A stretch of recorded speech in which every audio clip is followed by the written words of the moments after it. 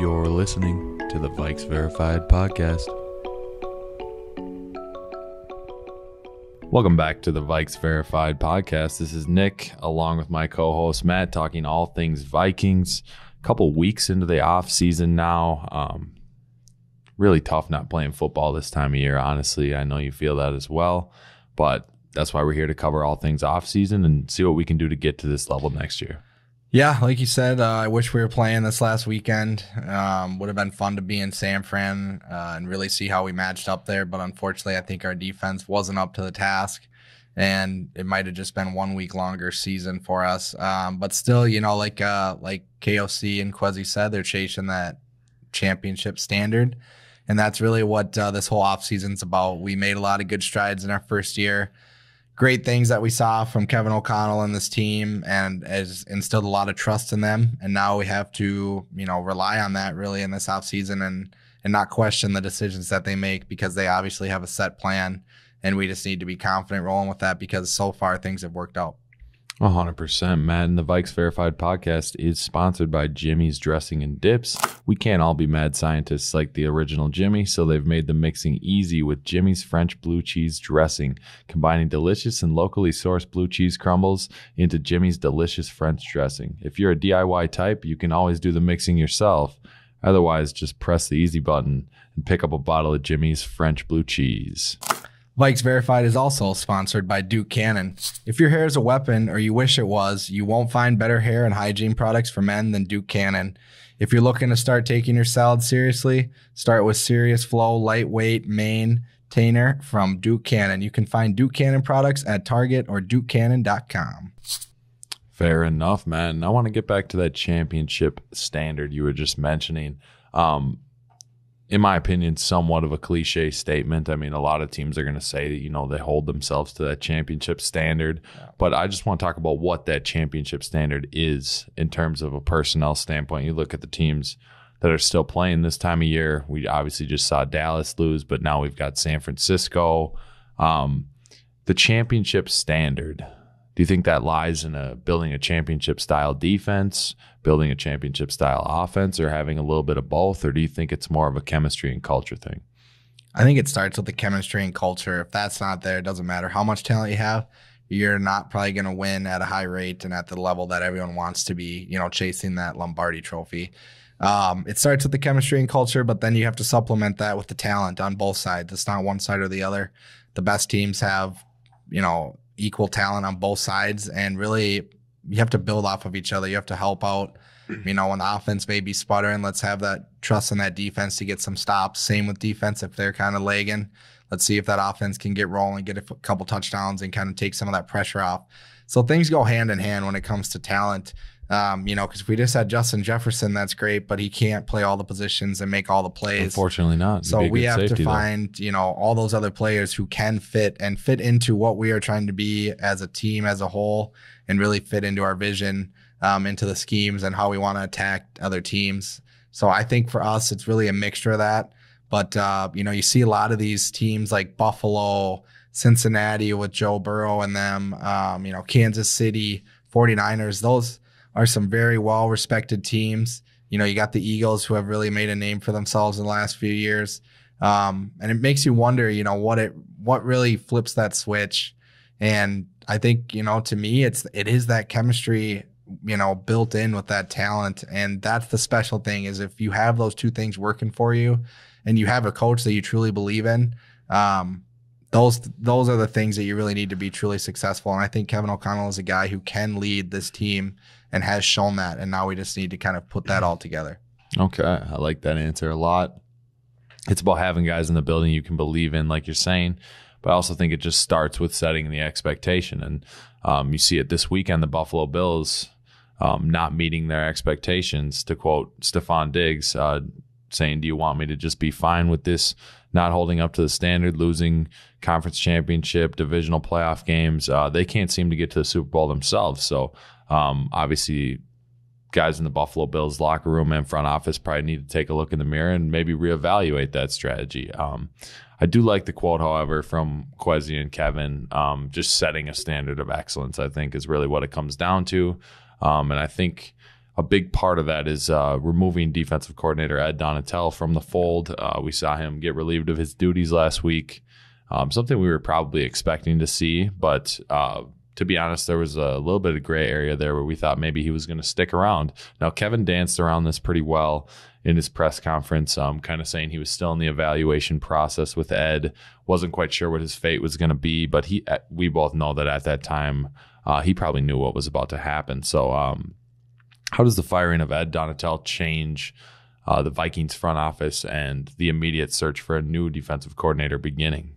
Well, like you touched on, I think the decision was probably made before that press conference, but you had some people on social media who were criticizing Kevin O'Connell and Kwesi for quote unquote not having, the stones to go put that out in public in front of all the media and answer a bunch of questions. To me, that take makes no sense.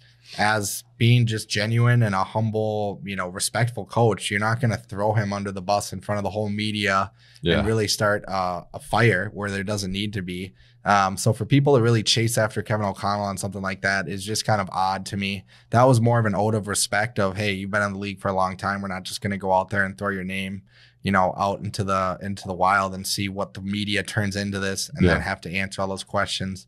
So for me, that's where it started. That decision was made. And I think if you look at any of the social media posts from the Vikings or anything really related to them, every response was fire Ed, don't respond until Ed's gone. Do you feel like that's the easy thing to say, though, obviously, when a defense struggles? I mean, people probably, majority of people saying that, probably 90% of them have no clue what Ed Donatel's pedigree is, nothing. That's the league, though. Someone has to take the fall. There's always a scapegoat. And Ed was that scapegoat. So for me, I was on board with it. I think from the beginning of the season, with the lack of pressure, really the inability to teach this defense and the scheme that he's trying to run spoke volumes to me. And really with the amount of, players and veterans that we had, it's not like it's all rookies that you're trying to teach. These guys have a good understanding of concepts. And I know switching into a different scheme is completely different. But you should have a good understanding. You should be able to teach a lot of these guys, enough where we're not having these huge lapses like we did in the Giants game in the playoffs after how many games. You just can't have that. And I think that was all Kevin O'Connell needed to see and Kwesi for them to know that this isn't exactly the right fit. And, props to them for cutting it off before anything got longer than it needed to be. Kudos to Ed. He kind of gave a little statement on his way out, thanking the fans and the coaching staff. So best of luck to him. But, I'll bring up some guys that I think might be able to replace him and guys that we're interested in. And specifically, it starts with Brian Flores. He's been former Miami Dolphins head coach, back with the Steelers, has had a little bit of rufflings with the NFL, but you cannot deny his talent as a defensive coordinator. And then you've got guys like Sean Desai and Ryan Nielsen. I would think those three right now are the top three candidates. Nick, out of those guys, who really kind of stands out to you? Well, granted, I don't know much about Ryan Nielsen and Sean Desai. I'm guessing that Kwesi's cross paths with them in the past, probably Kevin O'Connell as well, so that they have a lot more insight than us, obviously. Brian Flores, however, like you said, I think he's just a guy that could bring an attitude to the defense, kind of bring a mentality, what we're looking for, spending the last couple of years in Pittsburgh, working under Mike Tomlin. That's always known as a hard-nosed football team that has a good defense. It has been as long as we've been alive. So for him to get that experience over there, he's probably looking for another opportunity to be the head coach of a team, and I don't blame him. A lot of things are muddy with the way he exited Miami at the end of his tenure there, but if he wants a job for a competitive team and he wants to look to take the reins of a defense, I don't see why this is a bad place to go at all. I mean, there's a lot of talent for him to work with, depending on who we retain from this defense. Like we said, there's not going to be all of the same faces around here next year, but I'm sure he could come in immediately and have a say in the type of players that he wants to stick around and the type of players that he'd be fine with leaving. Yeah, and I think you're spot on there. I think Flores really brings an aggressive defense, and that was something that I think all fans wanted to see and were used to kind of with that Mike Zimmer-led double A gap, consistent blitzes. That was something I missed. There's not a lot of things I missed from Mike Zimmer's days, but that double A gap was something that I truly did miss having. I just thought, the lack of that really changed this whole defensive, basically mindset and mentality. We almost looked a little bit softer out there in a way. Now, I know those guys are trying their hardest, but we have to bring kind of that aggressive mentality. It starts with the defensive play caller, and you have to instill that into the players themselves. And Flores is, one of the more aggressive blitzers. You're going to see a lot of one high safety looks. I want some corner blitzes. I want to bring load safeties. The box, exotic blitzes, delayed blitzes. That's all stuff that's exciting to us and fans. So I think for me, he's at the top of my list. If I had to, rank those three, if I had to go one below, it'd probably be Sean Desai, former Bears defensive coordinator, but also was recently just in Seattle, helping out that secondary with guys like Tariq Woolen, Quandre Diggs. Jamal Adams. There's a lot of good talent over there, and they had a very good season. So for me, he'd probably be next on the list. And then a guy in Ryan Nielsen, I don't, to be quite honest, know a ton about him. I know he runs a similar style defense and has a little bit more of an aggressive nature, but he'd probably be third on my list. Nothing against him. I just have a lot of things that I like about those first two candidates that I think can provide a different tenacity to this defense and maybe change the way that we look at playing these offenses, especially in a high-paced, fast-scoring league. So to me, that's where it starts. But I think right now they're in a good spot with those candidates, and we just got to be happy that's not Ed, at the helm anymore. Yeah, definitely. And regarding Ryan Nielsen spending a lot of his time with the Saints developing that D-line, you look at some of the players he's worked with as well. Cam Jordan has always been an absolute problem playing the Vikings, son of Steve Jordan, Vikings legend. Marcus Davenport as well, developing on that defensive line in New Orleans. And then Trey Hendrickson, before he went to the Bengals, really made a name for himself on that defensive line. So it's no surprise that Ryan Nielsen's getting interviews. He interviewed with the Falcons as well on Tuesday. He's kind of a guy that's due for that, I think, next job out of position coach and get to be a coordinator. So I totally trust our evaluation process. But like you said, at the top of this list is Brian Flores because of where he's been, the mentality he brings. I think it'd be really kind of a good cop, bad cop scenario with Kevin O'Connell and Brian Flores. I think Kevin's kind of a more lighthearted, I wouldn't say as hard-nosed of a football coach as Brian Flores maybe is. He brings, the toughness and a lot of confidence on the defensive side of the ball, whereas Kevin's more of a, X's and O's, great communicator, likes to keep things fun with the guys. So I think it could be a really great thing bringing him in here. There's no question about his ability. It just comes down to, does he want to come to Minnesota and try to make a difference? Yeah, and I think whoever we bring in, not only are we maybe going to see a change in scheme or aggressiveness, things like that. What I'm more interested to see is who out of this core veteran group on the defensive side are they gonna want to stick around, and who they may be more willing to move. I think that group includes guys like Danielle Hunter, Zadarius Smith, Eric Kendricks, Harrison Smith, and Pat Pete. I think that's really the core decisions that they have to make. If there were, let's say, one or two guys that you had to keep, who would it be on that side of the ball that you would want to see in purple, regardless of who comes in and what defense they run? Is there someone or two guys that you really are set on? I mean, one is definitely Harrison Smith. I just think because of the production that he still showed this year, I think he can still play. I think he's got a lot of ball left in him. And like we've talked about many times before, it'd be nice to see him be a Viking for life, right? I think the next guy, I think it comes down to what they plan to do with them and how they plan to deploy some of these guys. But I think we're going to end up keeping one between Zadarius Smith and Danielle Hunter. Yep. Seems to be kind of where I'm leaning right now. I think one of them needs to be moved for draft capital potentially. So it's going to come down to whoever gets this coordinator job, what they see in their skill set and what they're trying to do on the defensive side of the ball as to who stays. But I'm going to say Harrison Smith, and then I think one of these pass rushers is going to stick around as well. Okay. How about you? For me, I think we're both on the same boat here. I want to see Harrison Smith end his days in purples, and I still think he has a lot left to give. So it starts with Harrison Smith. Then it kind of gets tough for me. I have a very 50-50 type feel on Danielle Hunter and Eric Kendricks. I think you're spot on in that one of these guys is going to stay, which is why I'll probably lean and say Danielle Hunter, who I want to keep.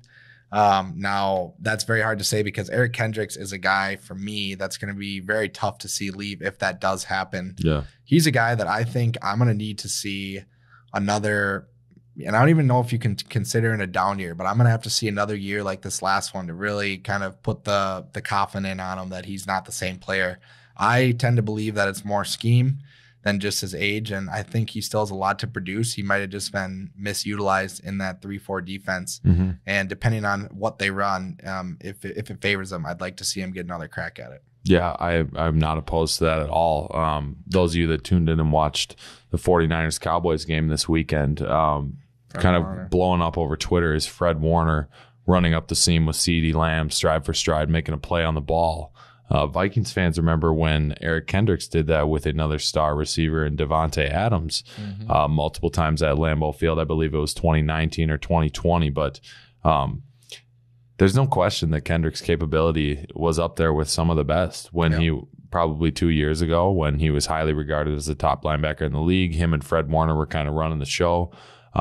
So yes, I could see, an abrupt scheme change like this and an entire new front office and coaching staff, that can definitely affect a player's performance. Like I've talked about previously, thinking a little bit too much on the football field and not relying on those instincts that got you to the NFL, the instincts that made you a multiple-time Pro Bowler, All-Pro, you know what I mean? So I think he has plenty left to give as well, and I think it's just going to come down to the coordinator and who he prefers to stick around because, like I said, I think whoever comes in as coordinator is going to really have the reins on this defense. I think Kevin's going to stick to the offensive side of things, and defensive coordinator is going to have basically full control.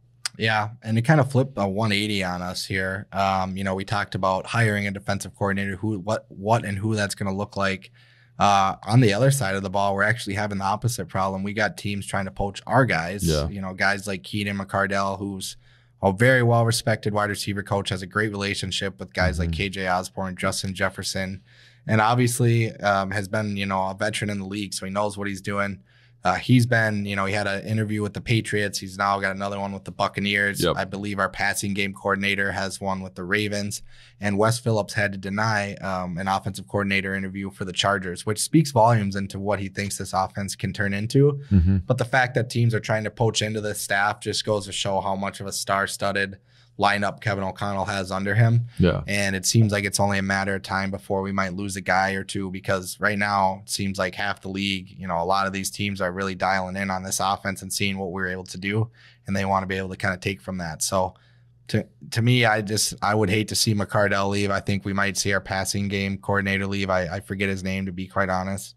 But it is interesting to see, and it's more of a compliment than anything because that lets you know that offensively we're doing the right things and attracting the right company. Yeah, I agree. And Kevin O'Connell being 37 years old, I mean, he's one of the youngest head coaches in the league. I believe Sean McVay actually turned 37 today, I believe. But it's not a surprise that he's got a supporting cast of young guys who are all waiting for their opportunity to get that big job, get a coordinator position, become a quarterback's coach, defensive coordinator, whatever it may be. And I think that's a great thing to have that youthful energy in the building and have guys that are all not necessarily using Minnesota as a stepping stone, but are all going to make long careers after they're in Minnesota and get opportunities that they deserve, whether it's offensive or defensive side of the ball.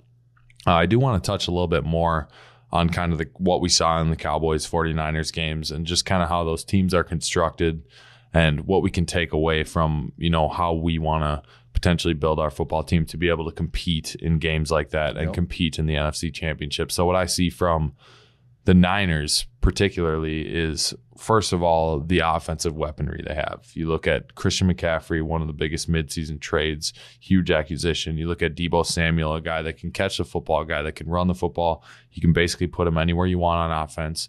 George Kittle, probably the premier tight end in the game, if I had to say right now, in terms of speed, blocking ability, catching ability. He does everything you could ask for. Brandon Ayuk, explosive young receiver, runs great routes, beats man coverage. And then you look at a pretty solid offensive line as well. Elijah Mitchell to add to that fold. And then a guy like Brock Purdy who comes out of nowhere. History relevant. If you're going to be a guy that's coming into the NFL to start for a team down the stretch, what better team to do that for than the 49ers? Now, I'm not discrediting Brock at all. I think he's a pretty solid player. But I'm saying in this system with this personnel, I almost feel like it'd be hard to not succeed with the supporting cast that you have around you. Would you agree with that? Yeah, no, I definitely agree. I think their supporting cast is one of, if not the best in the league. Some other things that stand out to me, though, about them is the physicality. I think all these teams remaining in the playoffs, they have that physicality that you need to win in the trenches, both offensive and defensively. You have to be able to stuff the run, set the line, and when you're blocking, hold the line, build those holes, give them areas to run through, and then once you're able to do that, then you're able to hit that play action game, and you're able to go over the top. And I think what pairs with that physicality is speed. You see that with Deebo Samuel. Kittle can obviously run great routes, and he's got more than enough speed. And then you've got McCaffrey. I mean, just electricity at every corner. You can't guard them all. And when you're able to bring that physicality, that's the true mix, the secret sauce, you could say, in terms of where these teams are having success. It starts up front, and as soon as you can have that success up front, if you have the talent to supplement it, now you can take them off the defense, and you're going to have them on their heels the whole game. So to me, that's what stands out to not only the 49ers, but everybody left in this playoff race is the physicality that they have. 100%. I think it starts with that as well. And then it's just about getting the ball to your playmakers in space. And to me, it seemed like the Cowboys are still maybe one or two pieces short on offense, especially after losing Tony Pollard. I believe he broke his fibula early on in the game. They had to look to guys like CeeDee Lamb, who's probably their best weapon, and then a kind of Zeke with a lot of mileage on him and a huge contract as well. Can't really make explosive plays like we were used to seeing in his rookie year and even his days at Ohio State. So I think that's kind of the difference, is having, those weapons for San Fran on offense are just impossible to be denied. I mean, you could just go to any single one of those guys at any given time, and they're going to make a big play.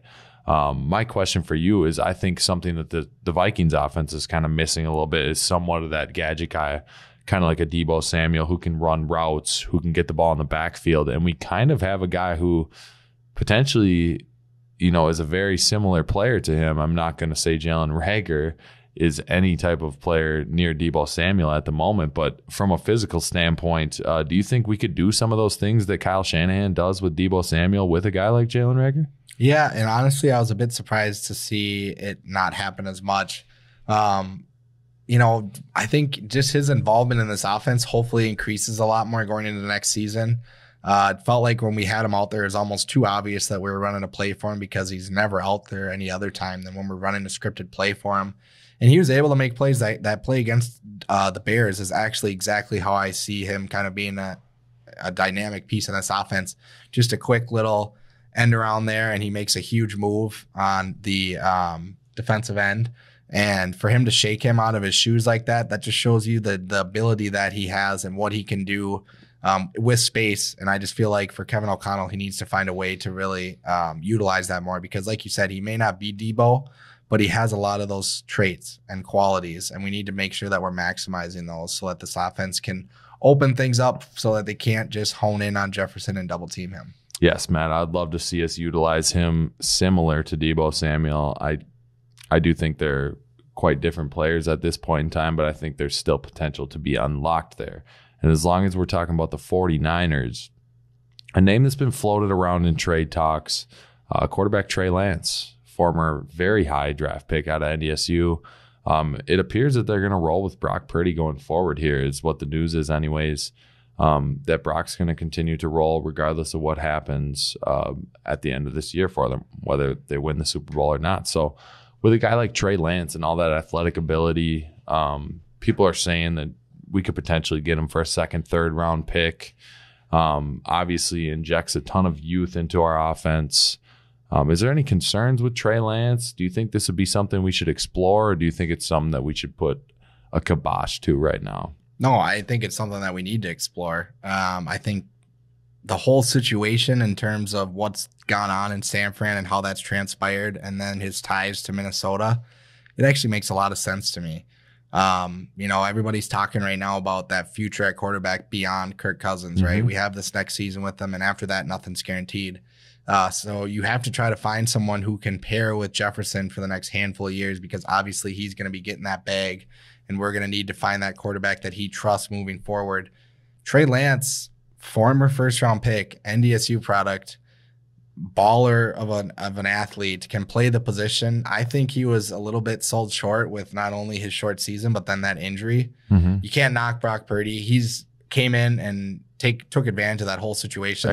There's no way that he's not their starting quarterback next year, just based off of what happens right now. I think even if he lost next week, he's still penciled in as that QB1. The 49ers are in a great spot, right? They've got Garoppolo, Lance, and Purdy. So for them, they for sure are going to be looking to get rid of those QBs. And I think if we can flip a second or a third for Lance, not only the reasons I like it are because he's got the talent. The thing that scares me the most is the injury. But as long as the doctors clear that, right, you have a guy that's not only not a rookie, he's got a full season under his belt, learning playbooks, learning the NFL, getting used to that speed. He's already started a couple games.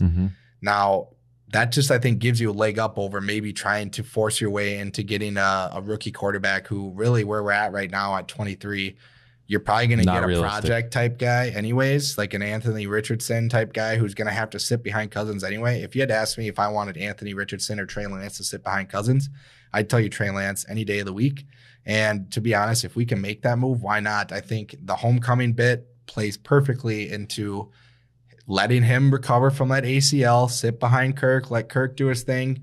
The sad thing is Kirk might have the writing on the wall if we trade for him, but it is what it is. It's that championship standard. We need to make sure that we're planning ahead and not just trying to appease everyone at the same time. So yes, I am totally interested. If the price is right, let's go out and get him, because to me, why wait around and try to see if a rookie quarterback not only progresses but works with Jefferson? I think Trey Lance could pair well and provides that mobility aspect that I feel like Vikings fans have been clamoring for. Oh, 100%. Vikings fans are in love with the idea of a mobile quarterback, and it's hard to disagree with a lot of them. When I initially heard this rumor, I thought there's no chance, like this doesn't make sense, but you kind of hit it on the head with, first of all, the homecoming ties back to Minnesota, Marshall product. But it is about planning for the future at this point. We pretty much have two options. We extend Cousins again, or we try to find a successor. Now, there's a couple things that are interesting in this scenario that I did talk about briefly, but imagine this scenario if they didn't have Brock Purdy right now and Trey Lance goes down for the year. And we always knew about Kyle Shanahan's infatuation with Kirk Cousins. Imagine what that trade could have been like, a Kirk Cousins for Trey Lance. There would have been draft compensation in there as well, but that's something to think about. If Brock Purdy wasn't in the fold, this could have very well made Shanahan's dreams come true and bring Kirk Cousins out to the Bay Area, which is something that he's been frequently linked to, is, kind of his love for Kirk Cousins and the way he moves the football. So another thing to think about is bringing Trey Lance in, bringing a guy like this in. When you bring the successor into the building, the vibe around the starting quarterback tends to change because people start to look towards the future. You look at the Green Bay Packers scenario currently and in a few years past since they drafted Jordan Love. They've known that the successor's in the building, and half the fan base is on board with, when are we going to see this guy? Get Rodgers out of here. And the other half of the fan base is on keep Rodgers around as long as possible. So that's something that I don't want to mess with personally. I think that can ruin chemistry, is bringing the successor into the building. But with a good culture and a good chemistry, I think that is something that minimizes a problem like that. I think when you have a strong front office and people understand their role on the team, that makes that type of transition easier. But it's definitely something to think about when you bring a high-profile guy in like that was just selected in the top 5 a couple of years ago in the draft. All of a sudden, everyone on the team knows Trey's going to be the guy. So, where does that leave Kirk Cousins at that point? And how does that affect his ability to go out and give his best product every Sunday? Yeah, and that's an underrated aspect that people don't think about. I think that's very fair and a very real thing in that locker room. But I think what you touched on is it all comes down to the culture and what that locker room believes in. You have to really have a locker room that trusts one another and trusts what the coaching staff is doing. Now, another point would be, it's never a bad thing to have two great quarterbacks, right? If you could have Cousins and Lance, not only does that give you trade value if needed, but it gives you that positional flexibility of if someone goes down, you have someone that you can trust to come in. Now, that's going to be the balancing act that this front office has to make, is if they do make an acquisition of that type of player, a former first-round pick, you have to sit down with Kirk before this even goes down and say, hey, look, this is the reality. We see you as our starting quarterback this year, and outside of that, we can't promise you anything. And that's competition. I mean, Competition produces talent, and it produces pressure makes the best. Diamonds. Exactly. So for me, let's put the best people in that room and let it shake out. I think Kirk Cousins is enough of a pro to understand where he is in his career, and where that may be as a Viking. It may not last the rest of his career. So he has to understand that all things might not, last forever. So for me, I worry less about that. It is something that is a concern because that is going to come down to the locker room and coaching staff to balance that out.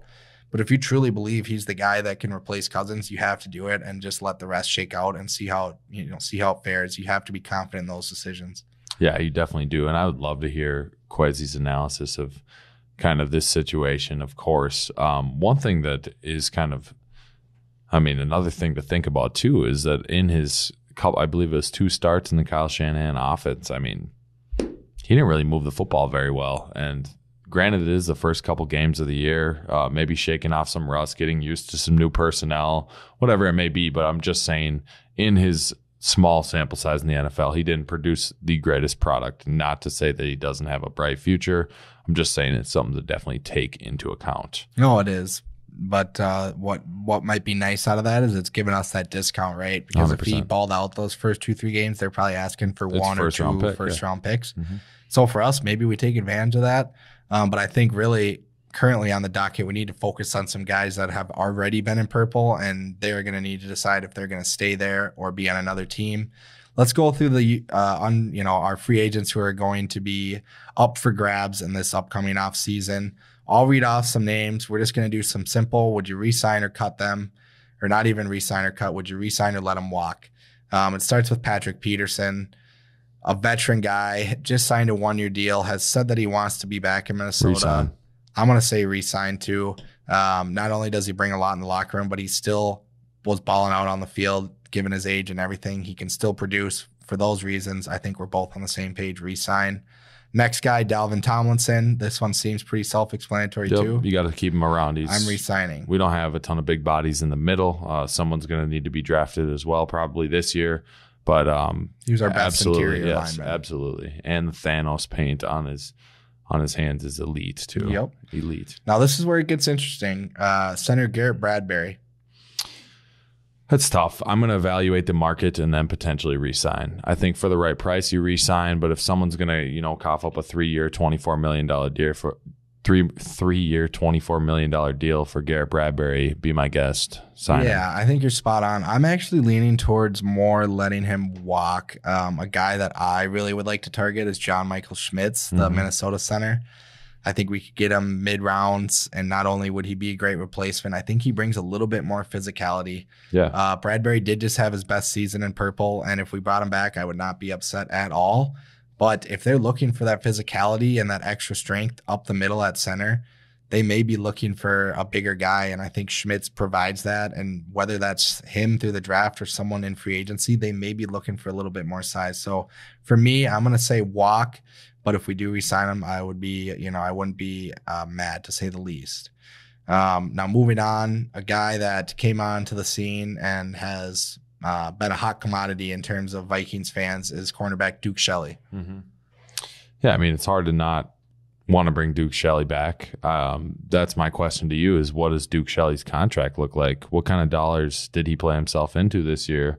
And what do you see as a realistic deal to bring back Duke Shelley, a guy that was cut by the Chicago Bears and then ended up gaining a ton of confidence in the second half of the season for us? Still somewhat of a small sample size, but he's certainly earned a contract. My question to you is, what does that potentially look like? Yeah, I think you're spot on. He has earned a contract. I think you're going to look somewhere in the 2 to 3 year range with some incentive-based money there. And I think you could see anywhere from 2 years, $12 million to maybe even 2 years, $8 million. It's going to be right in that. And it probably depends on how much guaranteed money. Mm-hmm. If it's a little bit higher, there's probably going to be some incentive-based stuff that makes it look a little bit sweeter than it is. I think he's right around that 3 to 4 million guaranteed range. And if you have some incentives to let him build off of that and show what he did last season and do it again, great, then you can pay him that extra little bit. But I think you're going to see a little bit of an incentive-based deal with some solid but nothing crazy guaranteed money, because he's a guy that I want to see stay around for sure. Yes, I would love the structure of that deal as well. You get a couple of interception, PBU incentives, These just make him play for his money, really, and give him a nice signing bonus up front. He's definitely earned that. Would hate to see him walk and go to another team because there's other teams around the league that have him in their sights for sure. Yeah, and this is another tough one. Running back Alexander Mattison has been one of the most impactful backup running backs in the league. Seems to be due to get paid here. Nick, do you see us re-signing him, or do you see us kind of letting him walk there? It's just going to come down to the decision we make regarding Dalvin Cook. Yeah. If we cut Dalvin Cook, we're probably going to want to sign Madison. And I think he'd be willing to stick around. I do know him and Dalvin are very close. I know that'd be tough for him to see, one or the other go. But, if we decide to keep Dalvin Cook, I think maybe we restructure his deal, convert some of that money into signing bonus, and then, like you said, load that up with incentives as well and, availability incentives. So he's got to play a certain amount of games to, get paid the full amount. But there's no question that a team's going to want to go out and get Alexander Mattison. I mean, he's a tough runner. The guy is built like, he's a fast fullback is like what I like to call him. He's an agile fullback.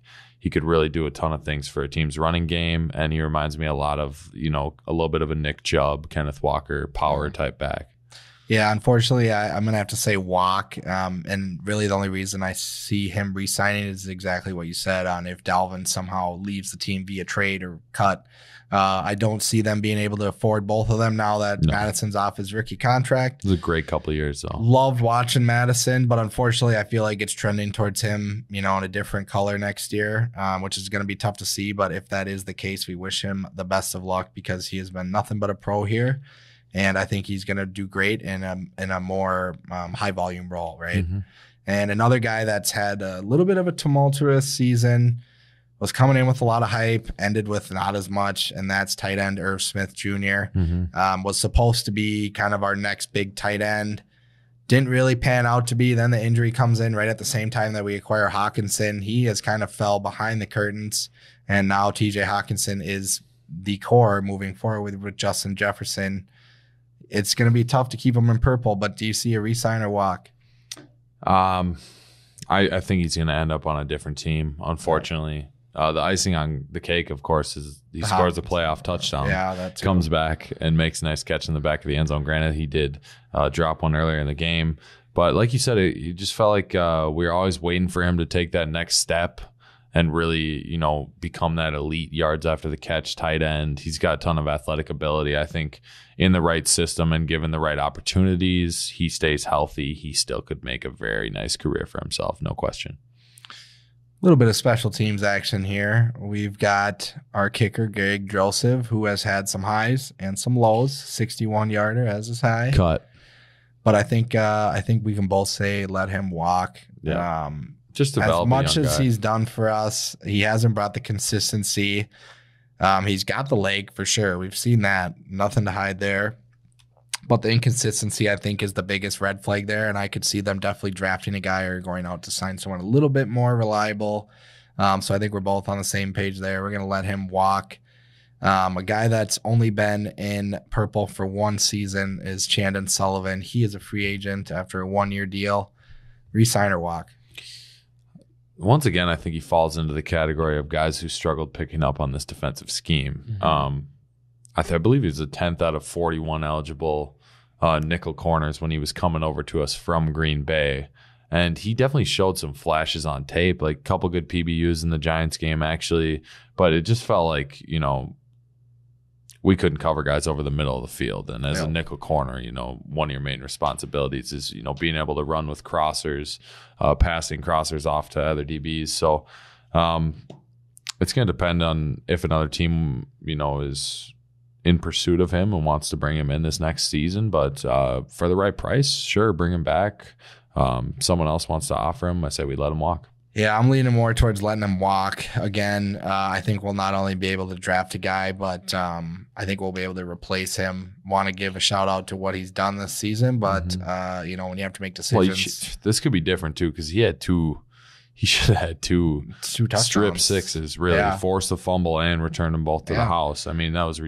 Yeah, and those were terrible calls. Are we talking about, re-signing him if both those stand? That's fair. I think we definitely could. But again, I just don't see us maybe having enough cap space to be that luxurious. There's going to be areas that we have to cut down on cap and who we're giving the money to. And I just think Shannon's going to be asking what he's asking for, and what we're willing to give is probably not going to match up, which is why I think we let him walk. Moving on to long snapper Andrew DePaula. For me, this is an easy re-sign coming off a Pro Bowl season. It's a long snapper position. Don't make anything harder than it needs to be. Let's get him back in purple and just have him do his job. Totally agree. Pro Bowler. Sounds like he's well-deserved. Great locker room guy. Keep him around. Okay. Do a little rapid fire here. We got QB Nick Mullins, backup quarterback. Yes. I'm in re-sign boat. Re-sign. Even if we trade for Trey Lance or draft a rookie, I think he's just such a solid quarterback as a number 2. You keep him in purple because he's going to have a very favorable contract. Yes, and we did talk about how much safer we feel with the potential of him coming into the football game rather than Sean Mannion. He's a very viable backup, and I would like to see him stick around. Mm-hmm. Defensive line, Jonathan Bullard. This one's tough for me. I would say re-sign if the price is right. This one comes down to price for me. I'm going to say re-sign just because I feel like he brings quality depth to this line. And if it's the right price, I think we need that. So I'm going to go ahead and say re-sign. Yeah, he's dealing with injuries too, but there was probably 2 or 3 games this year where he really popped out on tape. He did have a sack in the playoff game as well. Yep. I think he's brings a lot of experience to the D-line. I wouldn't be mad keeping him around at all. Yeah, and another depth piece on the offensive side is center/guard Austin Schlottman. Came over from Denver. Again, had a couple games where he stepped in and was able to hold his own, which is huge as a backup. That screams wonders. And to me, that's enough for confidence for me to have to say, hey, let's go re-sign him. Now, he did have a bit of a rough injury there with that fibula. Yeah. So we'll see how that shakes out. That would probably be the only thing that keeps him out of purple. Otherwise, I say re-sign him. Yeah, I would re-sign him as well. I think O'Connell really likes him as well, too, the way he stepped in. Clean bone break like that, I'm optimistic about the recovery time. I think you keep him in purple. Another offensive lineman that's up for grabs here is Oli Udoh. Has been back and forth as kind of a swing tackle, has started games, has been a backup, was able to step in these last few games and actually play pretty well, all things considered. Due to that, I think he might have a little bit higher cap number than the Vikings were expecting. Do you see a re-sign or a walk? That's tough because maybe we just had him playing the wrong position the whole time. When he started at guard for us, I feel like he was just playing out of position. When he got drafted out of Elon, small school out east, he was all offensive tackle. And then obviously when you get to the league, you got to be flexible. You got to have the footwork to play inside and on the outside at offensive tackle. I think we just maybe were playing him out of position the whole time. I mean, I don't want to say he's, starting caliber, lock him down right now, but I think he's more effective as a tackle than a guard. So, yes, everything's for the right price, like we said, but I would not be mad keeping him in as a backup. I mean, he gives me a lot more confidence than Rashad Hill used to. Does he not? Yeah, I think for sure, as long as we can re-sign him, we should. That swing tackle is crucial on this line, exactly for the reasons that we just saw. You lose a guy, Brian O'Neill, late in the season. Man, that injury still stings. But to have a guy like Udoh, who's not a rookie, who you're going to be kind of wondering what he can do, you already know what he can do out there for the most part. And I think that speaks volumes. So, yeah, I'm going to say re-sign him. Moving on to a cornerback, Chris Boyd. He's been a special teamer, big locker room guy out of Texas, has definitely, done a lot for being a 7th rounder. He's going to be, this is a tough one because he brings so much energy into that locker room, but being a 5th corner, there may not be as much value there as there once was. So what do you see here? A re-sign or maybe let him go? I think it's probably a defensive coordinator's decision. Yeah. Also, you got to, speak with Matt Daniels. He did make some plays on special teams this year. There's no denying that. He was critical. And him recovering Rager's fumble in the playoff game as well was just a heads-up play. He's been heads up on special teams really all year. As far as playing the cornerback position, we'd have to be down pretty bad to see him in the game in like a starting slot or even rotating in. But I do think there's some ability there. And like you said, his best asset is just what he brings to the team camaraderie, I think. So you got to look internally here, see what he can bring to you in terms of special teams, and then decide if, that good camaraderie and good vibe surrounding him is worth him keeping around. Yeah, I think you're spot on there. I would like to keep him around if we can, just for everything that he brings on and off the field. But we'll have to see kind of what things bring in terms of after draft and what they value there. But he would be someone I'd like to see stay in purple. Now we'll finish with a couple guys here. We got 2 left. I'm going to start with Olabisi Johnson. Again, tough to see. He had a rough injury, torn ACL, just hasn't really had a chance in these last few seasons to make a name for himself. For that reason, I'm going to go ahead and say that they're probably going to let him walk. Best of luck to Olabisi. I hope he revives his career somewhere, but I just don't think it's going to be here in purple. Yeah, he had a good couple games his rookie season. Has touched on that forward field, I remember. That was a nice play, but like you said, just never had any injury luck, couldn't stay on the field. Wishing the best for him, but I think this is one of the easier decisions for them to make. Yeah, and we'll finish off with another Chicago Bear who came over mid-season. Tonga.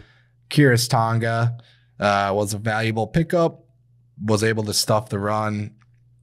Due to these things, I'm going to say go ahead and re-sign him.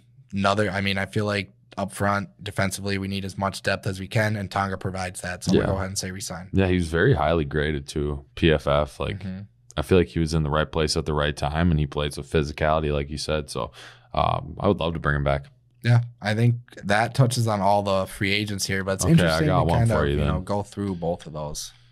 We need to talk about CJ Ham too, because I'm seeing a trend on Twitter. People want to say, I think we save about $3 million if we cut him.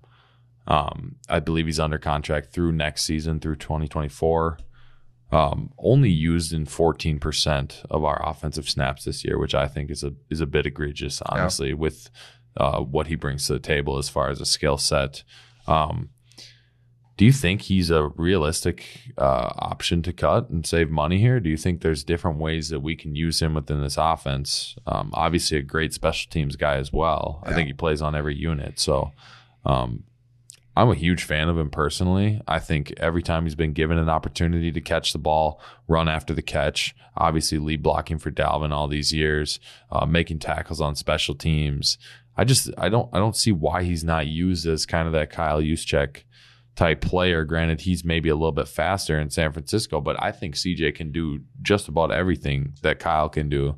And I think that is a testament to Kyle Shanahan's ability to call an offense, first of all, but I just think that he has so much higher of a ceiling than what we saw this year. And for him to only be involved in 14% of our snaps on offense is just something that seems like a lack of usage, really.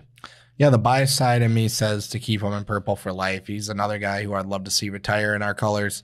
But the realistic side tells me that his days may be numbered in purple strictly due to the usage, right? This offense doesn't value fullback as much as others do. And if you don't value that position and you can save $3 million, knowing Kwesi and how he kind of works with numbers and analytics, I would lean to think that he's going to probably let him go.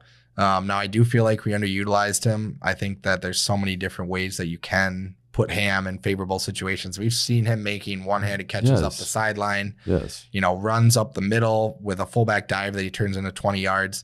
He's an explosive fullback and someone that it's going to be a pain to see in a different jersey, but ultimately, I think due to our offense and our scheme, we may see him in different colors this next season. Yeah, I just think kind of the West Coast style that we're running, there's not much for him to be desired on the offensive side of the ball, which is unfortunate. Like we said, I think he could be used in the right system, so I wouldn't be surprised to go see him move somewhere else and find great success. Yeah. There's going to be some tough decisions in Purple Nation here. We've got a lot of older guys and guys who we've had in these colors for multiple seasons. And it's never easy to see them go, especially for what they've done on and off the field, is why I think it's even harder. These guys have been kind of ingrained in the community, have entrenched themselves in Minnesota and kind of become, one of us here. So that's the tough part, that's the reality of this business in the NFL is everything comes to a close, but we have to just kind of embrace the new beginnings and the new people that come here. I think I saw something really great.